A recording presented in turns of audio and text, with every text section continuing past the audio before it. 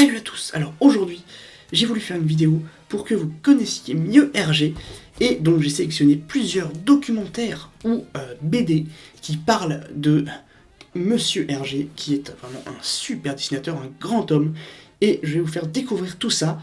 C'est parti.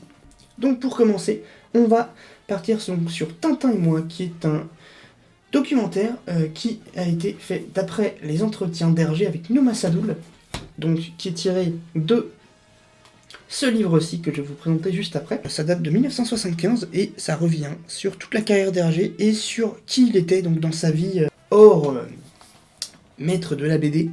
Et ça va utiliser des extraits de l'entretien de Nouma Sadoul, donc notamment des extraits audio et avec quelques vidéos. Et ce qui est assez intéressant, c'est que il va également mettre des extraits d'autres personnes que Hergé a très bien connues, notamment donc sa première femme, donc Germaine Kikens, et plusieurs collaborateurs, avec pas mal de bonus. Donc notamment on a une interview de Michel Serres, une biographie d'Hergé, et ensuite on a d'autres choses, donc une chronologie des aventures de Tintin qui est un peu moins intéressante, et puis un diaporama d'autocaricature, voilà.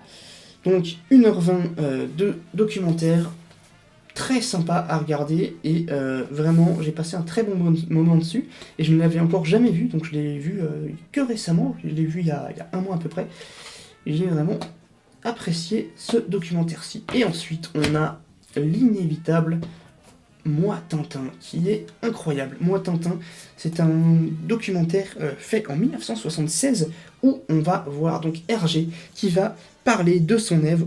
Donc il a terminé les Picaros à l'époque, 1976, et donc à travers tous ses albums, il va nous montrer son rapport avec Tintin et avec ses autres personnages. Donc c'est 52 minutes, c'est un petit peu court pour le coup, mais les sujets abordés sont vachement passionnants. Le seul petit truc, c'est que apparemment il y avait une autre version qui durait 1h20, j'ai trouvé ça sur YouTube, elle est disponible si vous voulez la regarder. Donc cette version-ci a été amputée de quelques minutes, mais ça n'en reste pas moins passionnant. J'aime beaucoup la bande-son qui est très sympa. Et donc si vous voulez la regarder, c'est dispo sur YouTube celui-ci, donc vous pourrez le voir.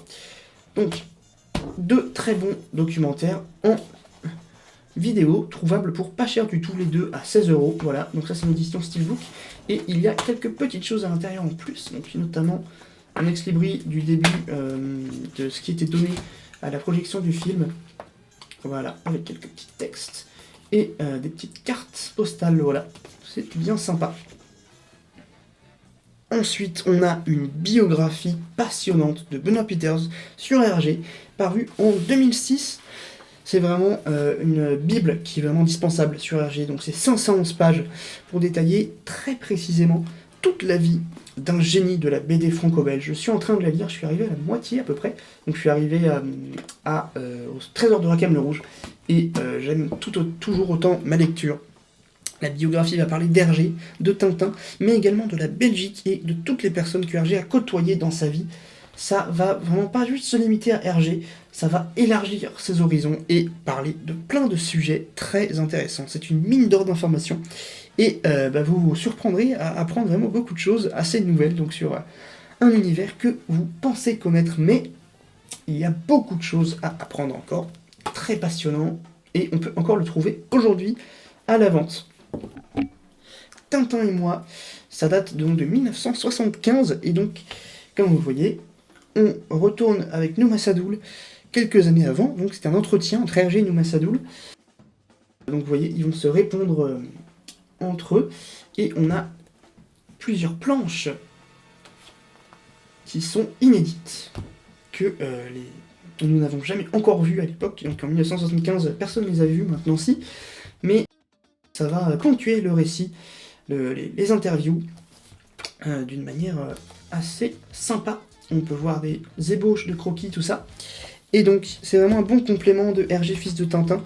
Donc, celui-ci, que je viens de vous présenter. Donc, c'est très bien illustré. Et il y a pas mal de planches qui étaient pas très connues encore aujourd'hui. Un bon complément, vraiment. C'est plus trouvable aujourd'hui, malheureusement, parce que ça date un peu. La dernière version de ce livre-là date de 2004, si je ne m'abuse, dans cette édition-ci. Et ça coûte encore assez cher, dans les 70€, malheureusement. Et c'est vraiment très sympa, et c'est justement donc plus trouvable en neuf. Moi par exemple, j'ai une édition de mon père qui est un petit peu abîmée, voilà, mais c'est l'édition originale, de 1975. Voilà. Enfin, il y a 200 millions d'albums en plus qui peuvent se rajouter à ce chiffre. Et on termine cette vidéo par une BD, Les Aventures d'Hergé, donc scénarisée par Bouquet et Fromental et illustrée par Stanislas, qui reprend le style ligne claire d'Hergé à la perfection. On va avoir donc 66 pages pour résumer la vie d'Hergé. Je vous avais déjà présenté la BD en vidéo, mais ça fait longtemps que j'avais fait cette vidéo, donc on va vraiment passer sur toutes les époques qui constituent la vie d'Hergé d'une façon assez superficielle, je dois dire. C'est très sympa à lire, mais si vous voulez approfondir le sujet, il faudra vraiment partir sur Hergé, fils de Tintin, de Benoît Peters.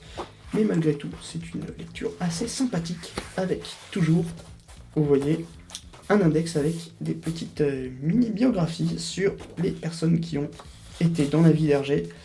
Une BD, ma foi, fort sympathique, et maintes fois rééditée, donc elle est encore trouvable aujourd'hui. Voilà ce que je pouvais vous dire sur les œuvres qui sont bien intéressantes sur Hergé, qui vont vous apprendre beaucoup de choses. Salut à tous!